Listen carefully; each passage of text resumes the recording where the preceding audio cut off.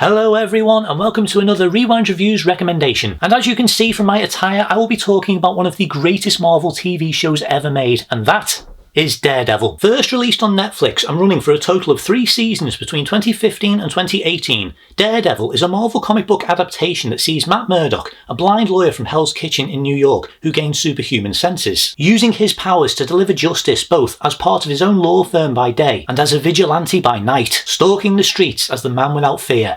Daredevil. Created by Drew Goddard with showrunners Stephen S. D. Knight, Douglas Petrie, Marco Ramirez and Eric Olson, the series features performances from Charlie Cox, Deborah Ann Wool, Eldon Henson, Vincent D'Onofrio, Rosario Dawson, Fondi Curtis Hall, John Bernthal, Elodie Young, Wilson Bethel, Royce Johnson and Jay Alley. When I say that this is one of the greatest Marvel TV shows ever made, I don't say that lightly, and you would be hard pressed to find someone who would watch the show who would disagree. In fact, the number of media outlets online that get people to vote on the best of whatever, like best Marvel show or best superhero show, Daredevil is usually at or near the top. I remember when this show first came out. First off, I am a Daredevil fan and I was a fan of this character before this show came out. And I was so excited that he was getting another live action project after 12 years. But I did not have Netflix at the time, so all I had to go on was what people were saying about it. And all I kept hearing was how good this show was. And they were really hyping it up as something so special and so good that I genuinely did think, there's no way that it can be that good. Same for the first season of Jessica Jones as well. So when I eventually did get Netflix, season 2 had just been released and Daredevil was a priority. And as I said, I thought there was no way that this show can be as good as people were making it out to be. 2 episodes in, I genuinely sat there thinking this is one of the greatest TV shows that I had ever seen. And yes, as I said, I am a fan of this character, but what this show did with this character and this story and this world,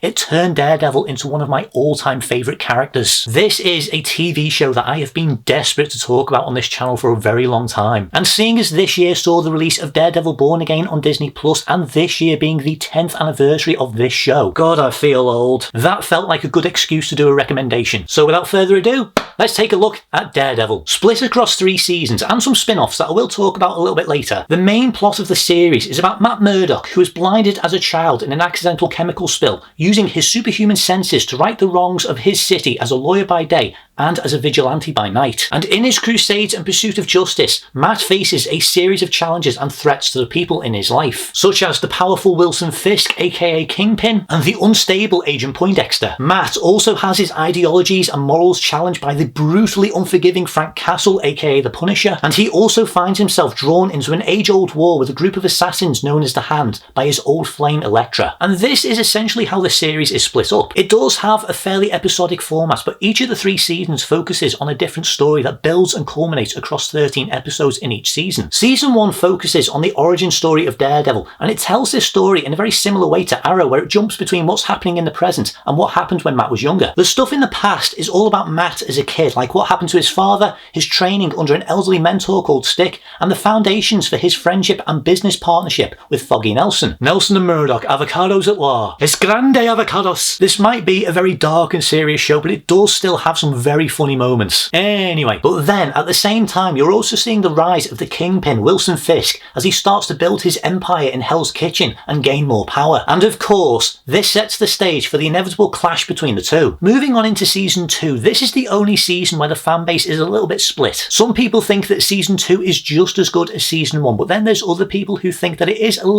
just a little step down. The main story for season 2 branches off into 2 plots that mostly overlap, but one is far more gripping, and that's the introduction of Frank Castle, aka The Punisher. 2016-2017 was a time period where we were seeing a lot of projects, a lot of movies and TV shows that pitted heroes and lifelong friends against each other. The most significant ones being things like Batman v Superman, Captain America Civil War, Transformers The Last Knight, and even The Fate of the Furious. But on the small screen we had Daredevil versus The Punisher, and guess which one did it best? Absolutely, the clash between Daredevil and Punisher was the best and most interesting out of all of those projects, with Civil War being a close second, at least in my opinion. Matt's belief that there is still good in people and that everyone deserves a chance to try again, against Frank's unshakable belief that bad people will always be bad and need to be eliminated before they do something again. That clash of morals and ideologies is basically what they should have done with Batman v Superman. Hope versus fear. I know a certain group of people who won't like me saying that. That rooftop scene between Daredevil and Punisher is so riveting that I would honestly say that it's up there with some of the best superhero scenes ever made. Not just because it's not something something that we tend to see a lot of in superhero projects, but because of how believable it is. The conversation shows exactly who these characters are and why their viewpoints are so different, and you understand both of them to the point where it is difficult to pick a side. It is such an amazing sequence, and I love how that story is handled. And then we have the other story. Now, I wouldn't say that it was bad or anything, but I don't think that it's anywhere near as investing as the Punisher stuff, and that is the Elektra story. A large part of season 2 is about setting up future events, and when Elektra arrives, this is the biggest stepping stone towards the Hand being properly brought in and setting up the main story of the Defenders. We do see a few glimpses of the Hand in season 1, but season 2 is where they're properly introduced and you feel their threat. It's not my favourite story of the show, but I do enjoy it, absolutely. It is still really good because not only do we get to see a much more carefree side of Matt, this version of Elektra is amazing, and it really shows and emphasises the struggle that Matt has of balancing both his lawyer work and his time as Daredevil. Now, this is where it gets a little bit complicated because after you finish season 2, you can't just jump into season 3. In between season 2 and 3, you have to watch The Defenders. Not only to continue Matt Murdock's journey, but to see the conclusion of the Hand story. And if you just go into The Defenders to watch Matt's story, you will get it, and you will get some great things out of it, but you will be jumping into the middle of other characters' storylines. Don't forget, Daredevil was part of Netflix's shared Marvel universe and was running alongside Jessica Jones, Luke Cage and Iron Fist in a similar fashion to the MCU's Phase 1. And in order to understand the entire story of the Defenders,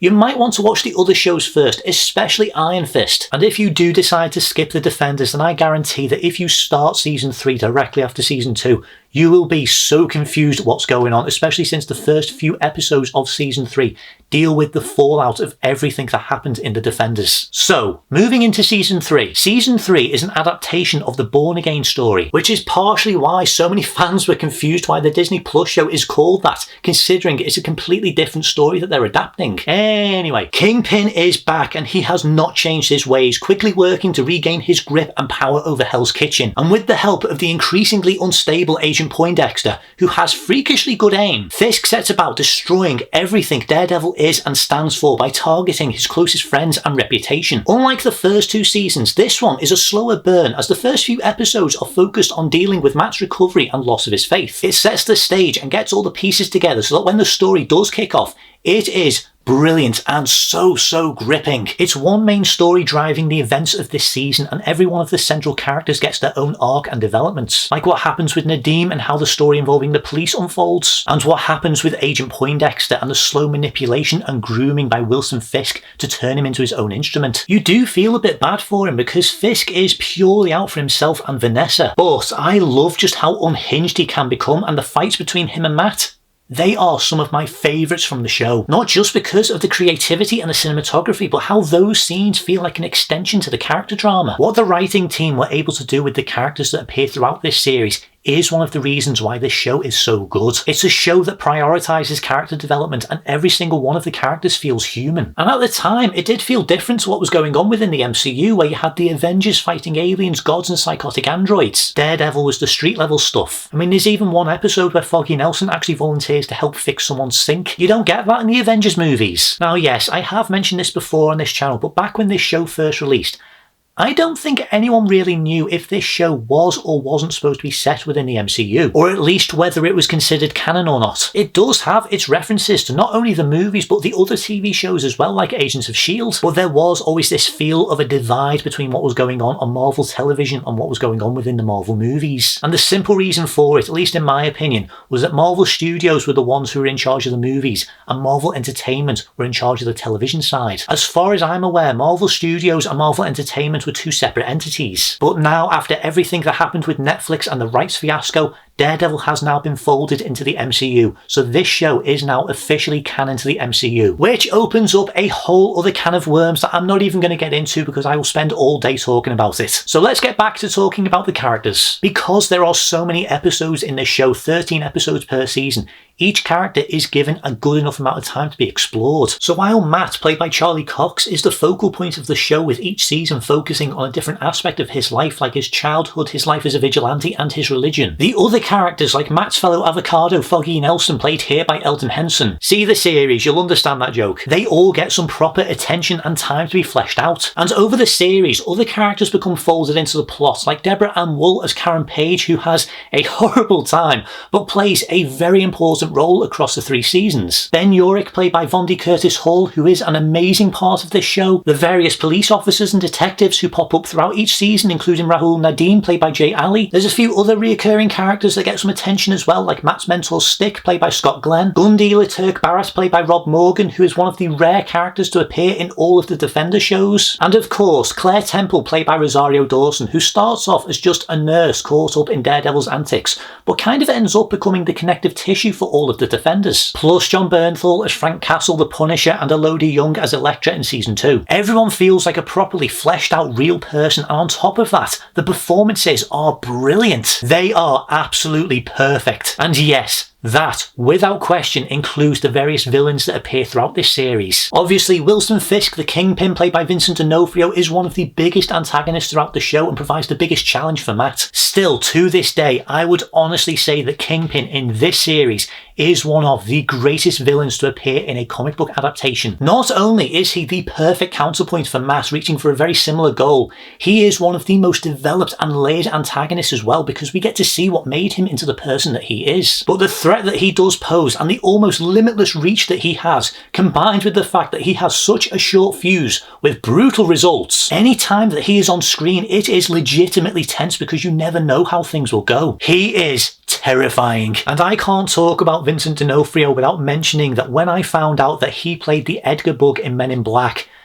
my reaction was on par with finding out that Mark Hamill, Luke Skywalker himself, voices the Joker. I was absolutely baffled, and it really goes to show just how good an actor he is, and he absolutely brings his A game to this show. Anyway, the other antagonists are sprinkled throughout the show and have varying levels of impact, like Wilson Bethel as Agent Poindexter, Fisk's right-hand man Wesley, played by Toby Leonard Moore, the various members of the Hand like Madame Gao and Nobu, played by Wei Ching-ho and Peter Shinkoda, the Russian mobsters Vladimir and Anatoly Ranskahov, played by Nikolai Nikolaev and Gideon Emery, as well as Leyland Owlsley, played by Bob Gunton. And yes, that was meant to be the live-action adaptation of Owl. They could have at least given him the hair. Cowards! Kingpin's Mrs. Vanessa, played by Ayelet Zura, is really good. I would have liked them to have fleshed her out a little bit more, especially considering just how important she is to the overall story, but she is really good, and Ayelet Zura plays her really well. Doesn't quite sound the same when I say her name, does it? Vanessa, you embarrassed me in front of her when I was a boy. Let's move on. What the writers do with each of these characters is absolutely incredible. Even characters like Melvin, the costume designer, they are all brilliantly fleshed out and feel real. And at times you do genuinely forget that this is meant to be a superhero show. This does feel much more like a crime drama than anything else. Sure, there is some superheroing stuff that does happen in this, and it is balanced out really well. But the focus of this series is much more on the character drama. It is such a gripping and investing series that even the courtroom scenes, which are hugely important to the character and the movie significantly lacked,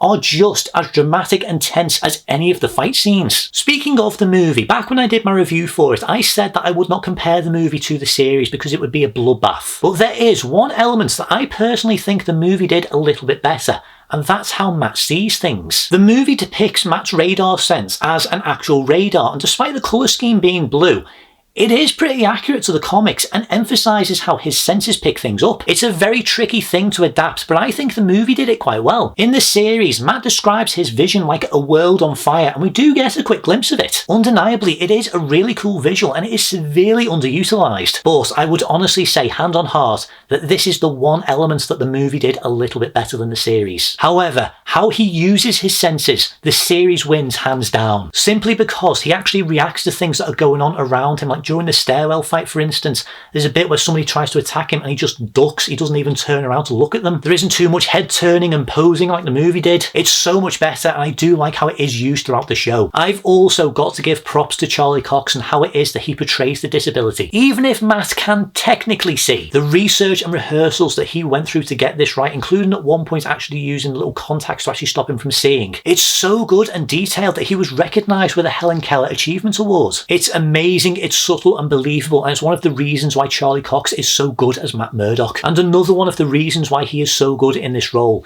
is his willingness to get involved in the action sequences and take part in the stunts. This is a very action-heavy series, but as I said earlier, the fights and action set pieces are used as an extension to the drama. And because of that, the amazing stunt work and the expertly choreographed sequences, the action is brilliant. I would honestly say that some of the fights in this show are some of the best you'll ever see, especially within the Marvel Universe. But I must warn you, as amazing as it is, the action throughout this series can get very violent, very brutal, and very graphic. So if you are a little bit squeamish, this show might not be for you. Case in point, there is a scene involving Wilson Fisk, and the fans know exactly what it is I'm referring to, that shook me so much that I genuinely considered and I questioned whether or not I wanted to finish the series. And that is rare for me. But I am glad that I did stick with it, and I'm fine watching that scene now, but the first time that I saw it, yeah, that was not fun. And then somehow Born Again managed to find a way to top it. I never thought that was possible, but they did it. And it all clicked into place why it was that Daredevil Born Again was rated an 18 in the UK. It felt like something out of The Boys. It was so clever too. Anyway, it's gritty and realistic, and it can be brutally violent, but even so, the action throughout this series is incredible. But there's no way that I can talk about the action throughout this series without mentioning one thing that this show did that really stood out, and that is the legendary one-take sequences. Now yes, there have been one-take sequences in plenty of shows and movies prior to Daredevil, but even with that said,